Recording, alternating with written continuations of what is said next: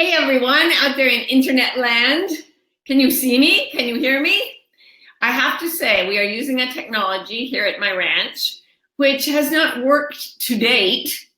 We've only tried it once, but we're just hanging out here. So I'm hoping that if something goes skiwampus, technically speaking, you will just let us know, because my understanding is that we are using a technology that allows us to chat and use questions and so on.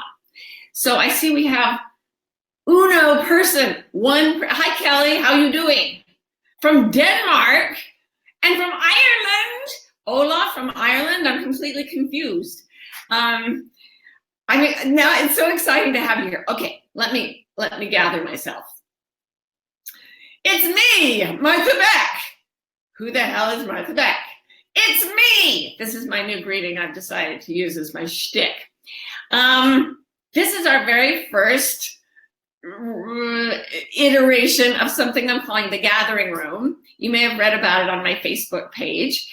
And it stems from a very, very deep yearning I've had for at least, 30 years. Yes, almost exactly 30 years, because my son Adam will be 30 in May. And it was while I was pregnant with him that I began having what I can only call paranormal experiences, psychic experiences, if you will. Kind of hard to, I was a doctoral candidate at Harvard, had been at Harvard since I was 17, and didn't believe in any such things. But here came all these psychic experiences, and then I found out the baby had Down syndrome, very late in the pregnancy, by the way. And I decided not to end the pregnancy, partly because I'd been so psychic during the months that Adam was hanging out inside my body, and it made me think there's something going on in the world that I don't understand. And I had a choice. I had to either open myself to what I was experiencing or shut it all down, which didn't feel true to me. Well, then when I found out Adam had Down syndrome, those experiences made all the difference in how I saw him. Because now I had like two pairs of glasses through which I could see the world. And one was the cultural pair of glasses that says everything is material. If you can't measure it with a stick and a rock, then it isn't real. And there is no such thing as consciousness apart from the body and so on. There was that, very well integrated. And in that scenario, my son's life was a tragedy. And the grieving was intense, right? And there was really no out for it. There was no way to make it okay. People would tell me, do a lot of therapy with him. He'll be almost normal. Which those of us who have kids with differences know that's ridiculous in the first place. And you're trying to turn the child into somebody they're not. I mean, by all means, we did all the therapies. But no, he was always going to have an extra chromosome. So it was just a tragedy.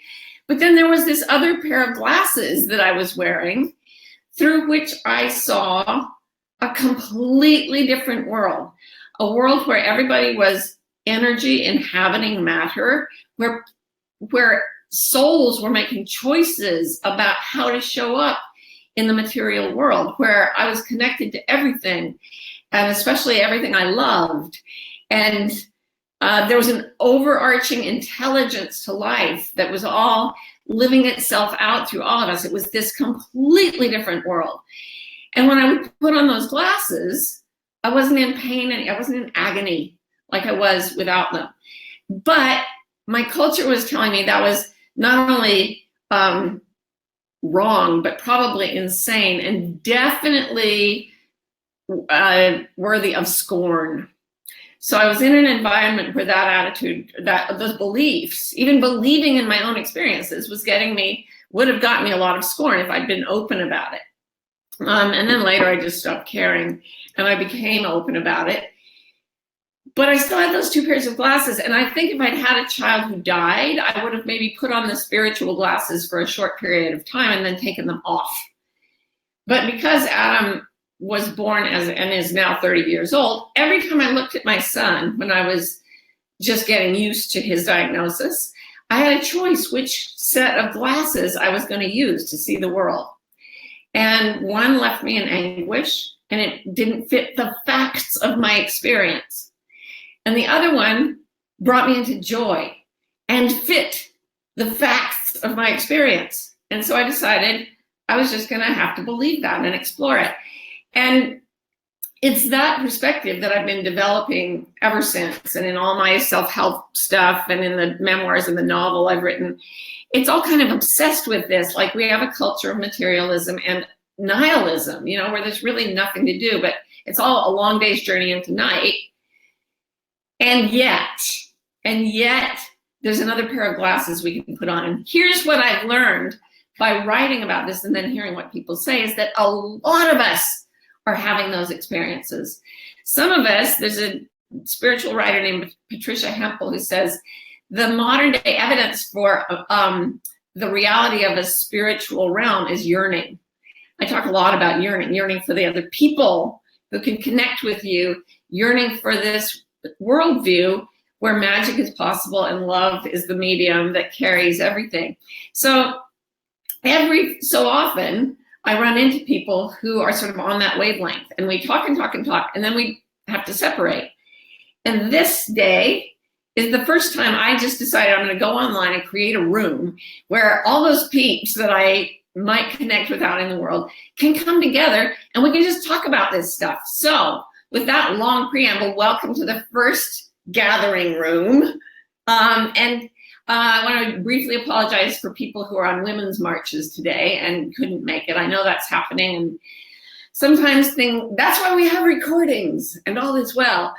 And today's topic is the everyday sacred, like finding that magic in a day when it's not high drama and when you don't have psychic flashes, but you still have the choice which pair of spectacles you're going to use to see your reality. And which pair of spectacles you choose has everything to do with the way you experience today, this day, right now, and through the rest of the afternoon.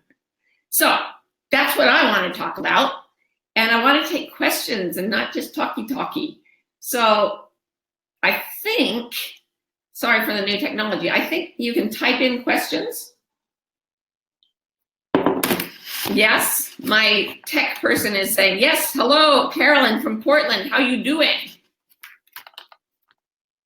Ooh, Alyssa says, I'm thankful to be among wayfinders. Whoa, Constance from Germany, oh, yay, this day is a blessing. So do you have questions? Oh, someone named Susan from Boise, Idaho came up, and that is all that happened. Are we getting questions? My tech person is staring at the screen in bemusement.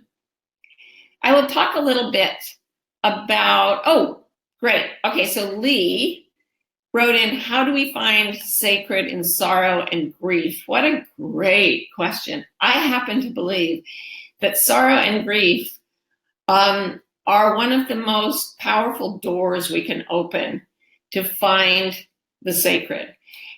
But here's the thing, our culture doesn't give us time to honor it.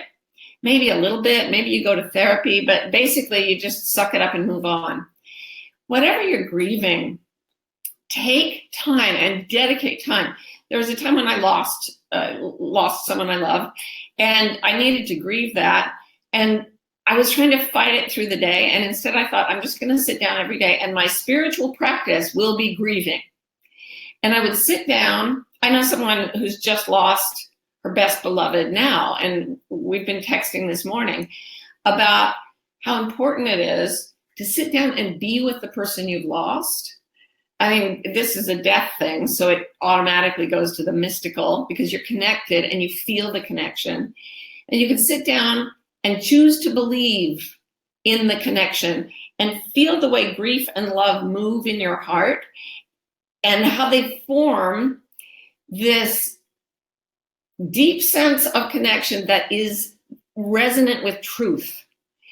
And that means that, and this, I've also done this with people who just don't like me, you know, who didn't die, but they went away. And I still love them. So I'll sit and I find them in my heart. And then the sense of connection with them is undeniable. Moreover, even if they're mad at me and they hate me, the sense of love is undeniable. And that is truth. So when I put on certain sets of glasses, like people hate me and they're gone and they're dead, there's a brutality that happens inside my body that actually doesn't feel like a true fact. If I were doing a math equation, I think it's the wrong answer. When I give dedicated time to grief and sorrow, and I go in and I find the connection in love, then the sorrow can step aside for a moment. And its whole job is to be the doorkeeper to the sacred. And if I hold the sorrow, and you can cry and you can listen to sad music and there can be sadness, but there is love and there is a real connection. And each day, if you honor that, the love and connection will get stronger and the sadness, the hurt part of it, will get smaller. So it's an amazing motivator to keep opening those doors, to keep putting on the sacred glasses. Fabulous question, Lee. And I feel for you. Okay, Sarah says, help me maintain those spectacles of sacred when dealing with the day-to-day of little kids that pull those glasses off with their desires and needs. Oh my God, no kidding, right? There is no spiritual practice harder that I've ever tried than being with small children for long periods. I mean, they're adorable and we love them and they're precious and they will drive you crazy. It's really like having, you just have these people that can scream at you all day and you have to be polite to them and kind to them. And they make you do irrational things no matter how tired you are. And you can never just like punch them in the head. It's a terrible situation, dreadful. So what I did during those times, hardest time of my life, you guys, 2 things. Number 1, I started carrying books with me. I was talking to someone about how books don't work so well as they used to because we've got so much technology at our fingertips, right? So maybe you could even do this on your phone. But I started carrying around books that were like a sanctuary for my heart. And I found that I didn't have time to watch even a sitcom on TV. I didn't have time to listen to a podcast. I didn't have time for much of anything, but I had time to look up in a book. One of my favorite, they're spiritual books are my favorites. I could look up something like the Tao Te Ching, and it would say, be like the wind. It simply blows through the trees, and when it's done, it stops, and it goes with whatever is happening in the moment. And I would realize, this is a storm. These little children around me, like nagging and crying and sick and whatever it was. This is a spiritual storm that I need to weather. And the way to weather it is to surrender to it and not try to control it so much. To just acknowledge that today I'm not going to do the many noteworthy things that the culture demands. I'm going to roll with this. I got 3 sick kids. That's the way it's going to be. And I'm going to try to be present. And then I would read little bits of these books, and I called them my paper mothers. And it was like they were access to a force that was the eternal mother that would then have space to come and mother me. And once I had a little mothering from the force, I could be a mother for my kids. And it was a moment to moment to moment practice. It required, talk about a demanding spiritual practice. That is much more demanding than meditation, for example. It's much more demanding than a life of constant isolated prayer. To stay connected with sacred with little kids around will make you a master. So congratulations for being right on the highest training ground, and you have my deepest sympathy. Yeah. Oh, Deanna says, how do we find the sacred when there's so much division and hatred in interactions? Here's something I snitched from the wonderful meditation teacher, Jack Kornfield, when I used to listen to him a lot, still do. But in the middle of a really difficult relationship interaction, he says, if you can just take a moment, say when the other person is ranting, and sort of check out of that, and imagine that you go to the door, like you can freeze time with a TV remote, you freeze everything. And then there's a knock on the door of the room, and you go over there, and it's your favorite spiritual master. So it could be Buddha or Jesus or Hildegard von Bingen or Martin Luther King, whatever. And that person says, I would like to trade bodies with you for a bit. So I'm going to go back into this conversation. You can stay in my body and be in meditative bliss. And then you fully allow yourself to be inhabited by Mother Teresa or whoever it is. And then you watch the other person from the perspective of a spiritual master, not you, but this other person whom you're imagining yourself to be. Because let me tell you something, you guys, imagination, people say, oh, you just imagined a spiritual experience. Just imagine. Imagination is the most powerful tool on earth. It's why we're taking over the whole globe. We are the animals that imagine, and imagination means you can create. And yes, you can imagine things that aren't true, but you can also imagine things that are true that no one's found yet. So by imagining yourself to be this spiritual master, I think you tap into the truth that we're all one, and that spiritual master can inhabit you if you give them permission. And from that, you watch the other person. And it's very interesting what you'll be moved to do. Sometimes you'll cut off a relationship and leave the room and never go back. Sometimes you'll be so gentle and motherly and kind that it brings tears to your own eyes and melts the discord. Sometimes you'll stand up for yourself calmly and politely. You don't know until you let the spiritual have its place in you, and then turn almost all your attention to the spiritual master within instead of focusing on what that other person is saying, which will just put the wrong set of glasses on you, I guarantee. So yeah, also, very quickly, brains entrain to each other. That means that if there's a strong high vibration, if you get two pendulum clocks, one of them will entrain with the other. So they're going randomly at first, but if you leave them together, they become entrained, and so do brains. So if you can hold a high, loving space with that imaginary exercise, the other person is going to be pulled willy-nilly up to a level of peace and connection. It's a really powerful practice. It's like martial arts practice for the soul. So if you can do it, again, you guys are raising the best training grounds for spiritual practice that I can imagine. Awesome. Dylan says, how do I put sacredness into action? I find that when I want sacredness, I dive into spiritual masters or my own paper mothers, but I'm finding out that I dive in instead of living the sacred out. Any thoughts? Yeah. What you're doing, it's a little like practicing the piano. And I don't play the piano well, but I play it a little. And if I get to a difficult passage, I have to stop and play it slowly with just one hand until I can get it to work right, until I can get the output to sound right. So I'm looking at the music, there's a difficult run or whatever, and I don't know the fingering, so I write down the fingering. I spend a lot of time like understanding it and getting it into my body. And then I add the other hand, and then I put them both together, and it takes a long time, and then I can get output. So what you're doing as you dive into your spiritual practice, in the moments you become aware, you're reading the music of your life. You're internalizing it. And here's where, again, our culture makes a mistake, because we think that if we grasp it intellectually or cognitively by reading about it, we've got it. And we try to implement it, and it doesn't happen, because it's like trying to learn to play the piano by reading about how to play the piano. It can help, but unless you put it in your body, it's too hard to access it in a moment of alarm, right? So give yourself lots of time to mull over the words you get from your spiritual masters and your paper mothers. I mean, I have thought, I'm quoting the Tao Te Ching a lot because it's my favorite, but the phrase, all seas flow to the sea because it is lower than they are. Humility gives it its power.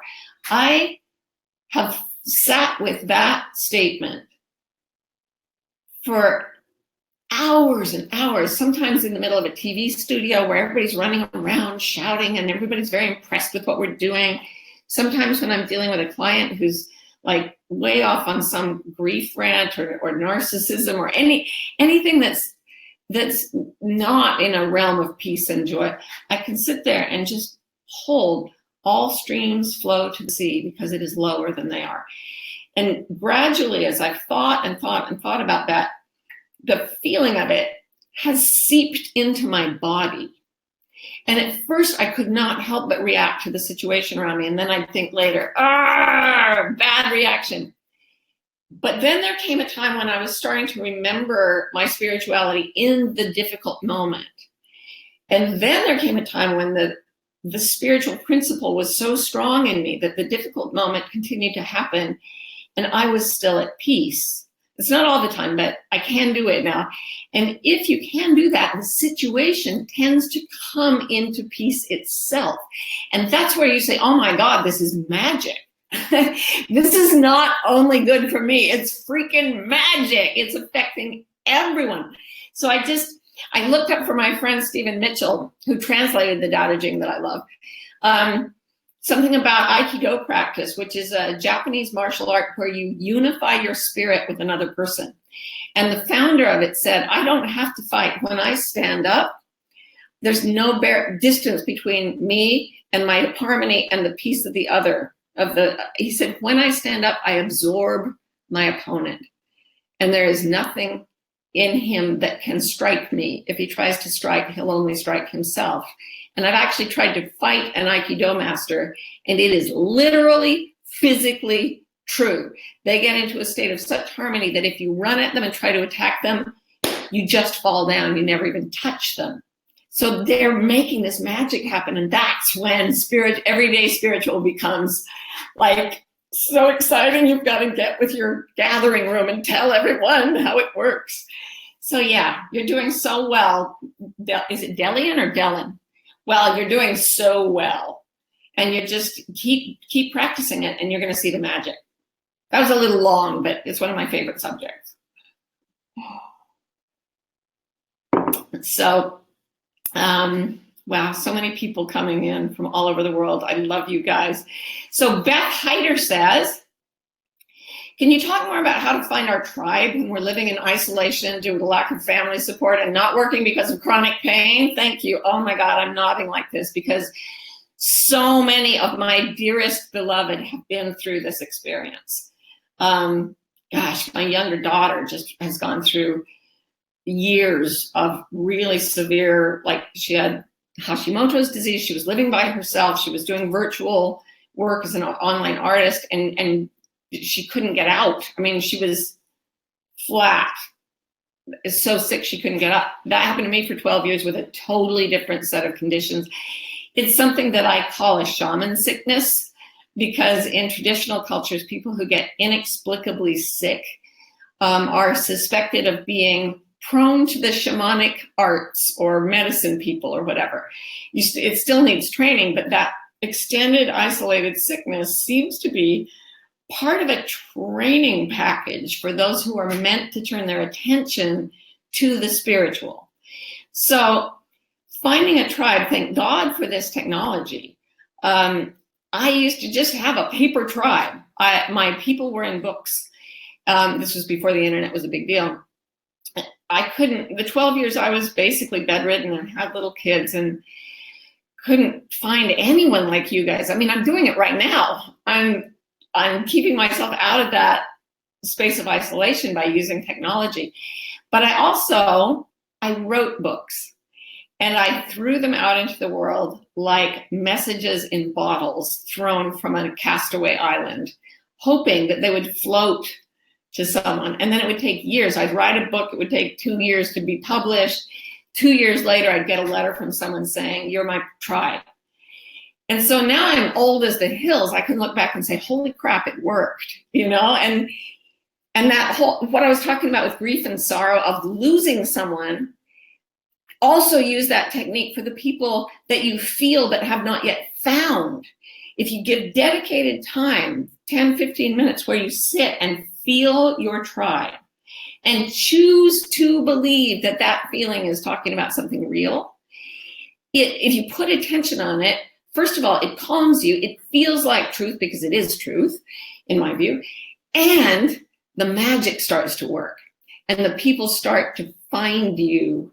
And I've had that experience too, where someone who's never read anything I've written One woman came up to me in an art gallery that was full of all these different installations, and she came around all these different things, and I was at the back of the gallery, and she came around this panel and she said, "Oh, it's you."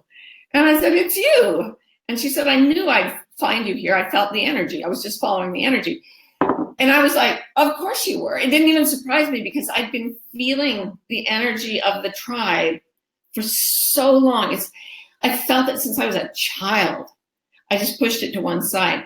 The more I let it be real, the more I talk about it, write about it, broadcast about it, the more people find me and the more I find them. And then that bond, even if I don't, you guys who are in other countries right now, in the spectacles where we're separated because we're material objects, I may never get to hug you, but with the spectacles of the spirit on, you are me and I am you. And it's as though I'm hugging you right now, and it's real.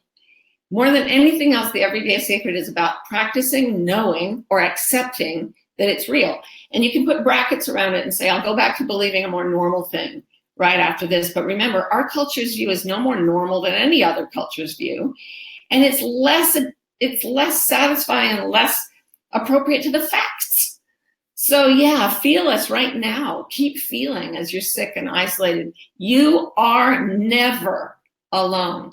You are never friendless.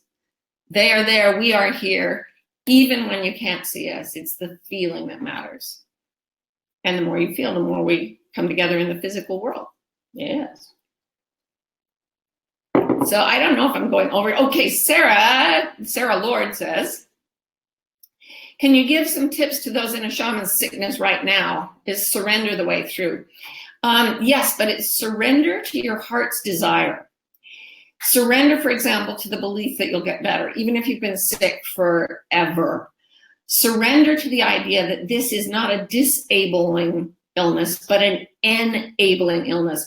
What my shaman sickness did, because I couldn't move for a long time and I was in pain and nausea and everything, it forced me to go back to those spectacles where, just as my son's life wasn't a tragedy, my life with all its illness was not a tragedy, that there was something about the illness itself that was giving me capabilities, not just taking them away.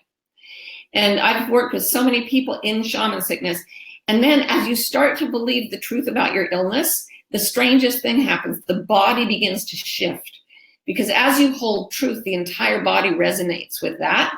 If you're believing lies like, my body is sick, my life is over, I have no friends, all of that, the body will get sicker because that's not true. And the body hates untruth and loves to tell the truth. If you go to, this is a spiritually enabling experience, and you can find that, and I'm not alone, and I'm part of this tribe, the body loves that and begins to heal. So I have 3 conditions that are not supposed to be curable, and I have no symptoms. I just got better, and no one can explain why, but I think it's because I just put on those spiritual spectacles, and from then on, I've been really, really well, not good. But my heart goes out to you, and I know what you're experiencing, and it sucks, and it's okay to feel horrible and to cry and to beat your pillow and hate the world, and then go back to your spiritual practice.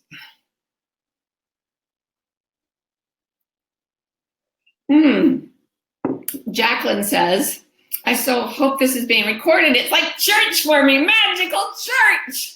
That's exactly what it is. I used to love church in some ways when I was a kid because I loved the feeling and I loved the music. And then they'd start talking and I just go, what? So yeah, if we could keep from throwing the baby out with the bathwater, if we could gather like this as a spiritual community once a week, oh, that's yummy. It's so yummy. We don't have to, because you don't have to believe anything I say. Believe yourself, trust yourself. This is not church where I tell you what to do. It's church where we say, we dedicate this space to sacredness and to the sacred in each other and ourselves and our relationship with one another. This is religion, the reconnecting. That religion means to tie together again. So mortality splits us. It separates us into different bodies in different countries on this planet. And coming together like this ties us together again, the way we have been really tied together in the spiritual world all along. And it just lets us see each other's names and faces. And you can hear my voice. I wish I could hear yours, but at least I can read your words. And as you know, reading has been my path to the sacred for a very long time. So that brings us to the half hour, and I don't want to take your whole day doing this, but I do want to take a half hour of your day every week, if I can have it. I feel you guys. I have my spectacles on, and you look so beautiful from here. You are so beautiful. Mwah! Thank you, thank you, thank you for joining me. I love you. I'm going to be doing this every week. So whoever wants to show up, I'll see you later. Bye. Only not goodbye. See you in the everywhen.